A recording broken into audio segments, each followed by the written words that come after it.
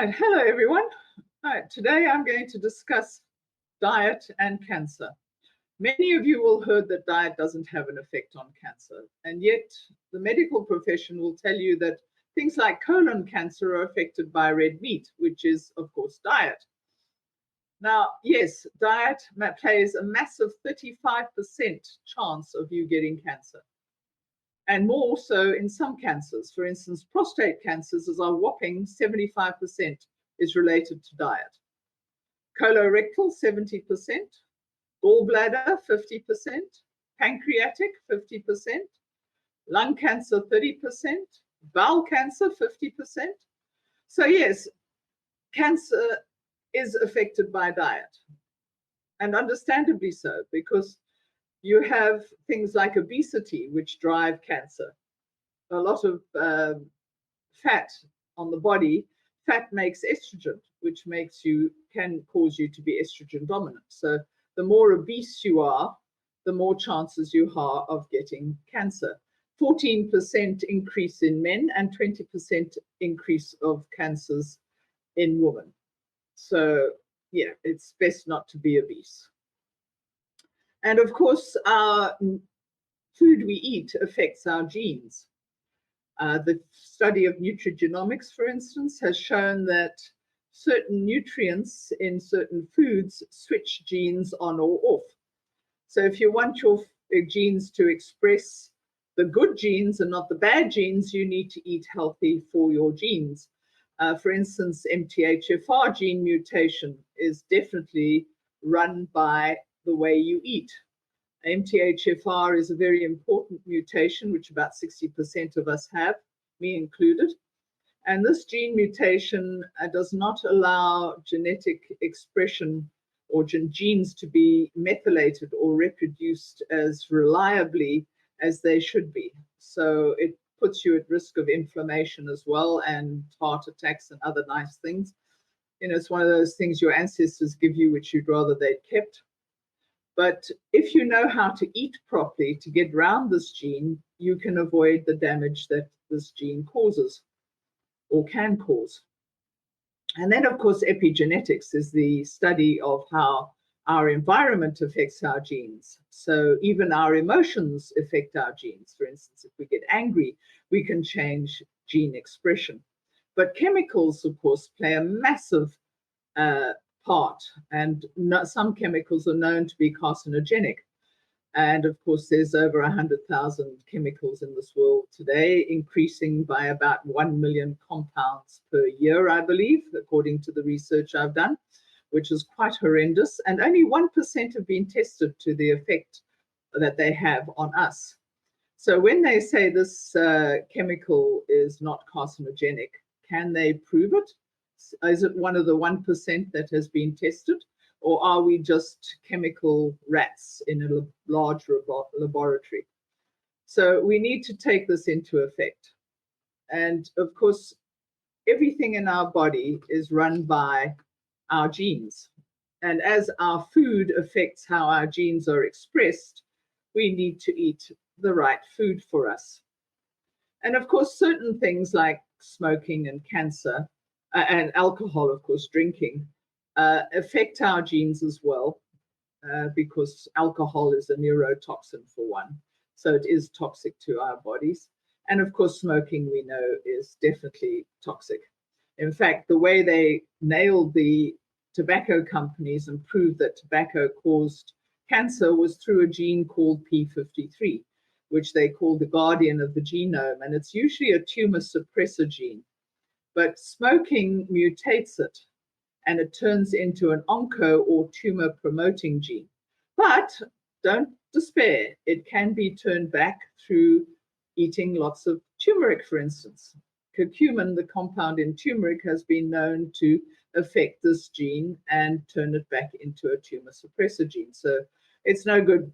Well, you can eat a lot of turmeric while you're smoking, but it's best to give up smoking. It's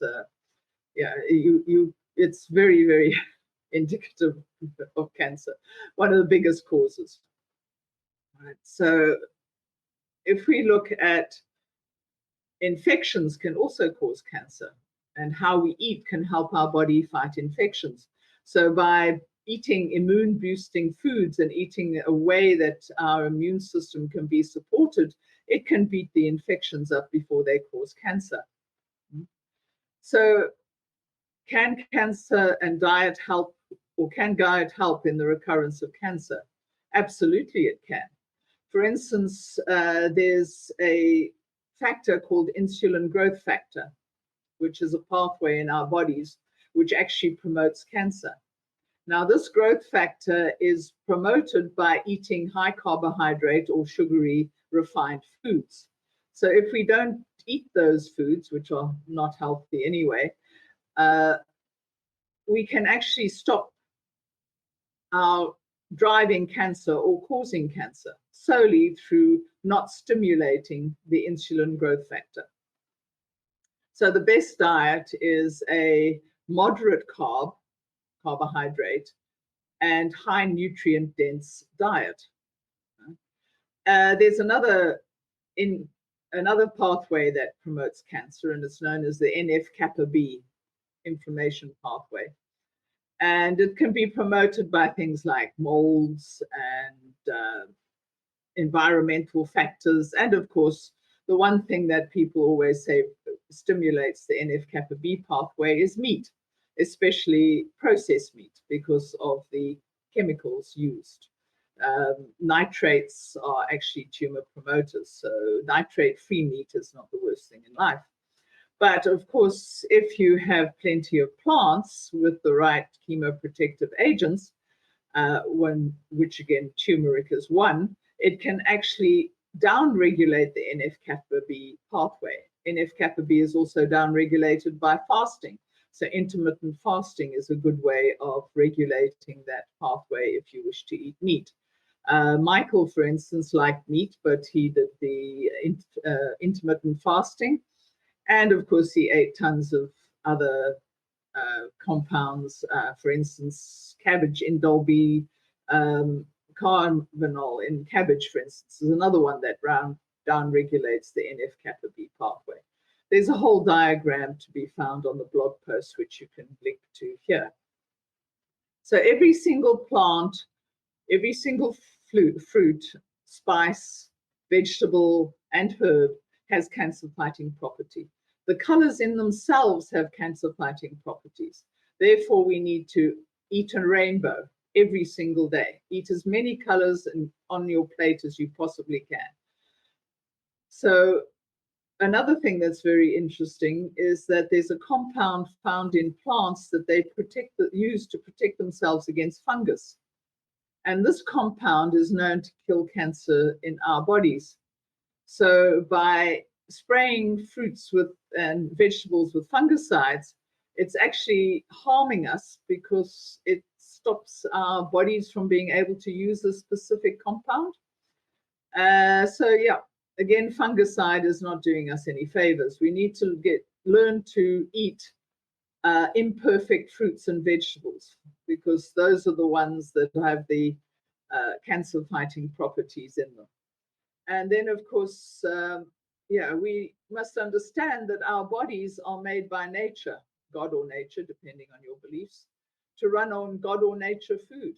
So to try and put man-made food-like substances into a natural body is like trying to run a diesel car on petrol, and it's going to break.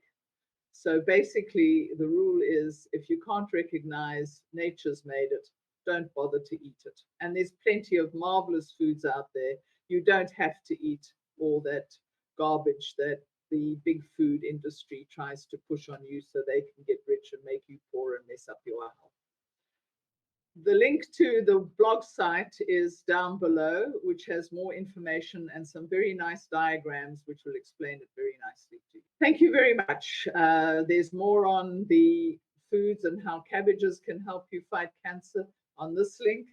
And thank you very much. See you next week. Bye. Have a great week.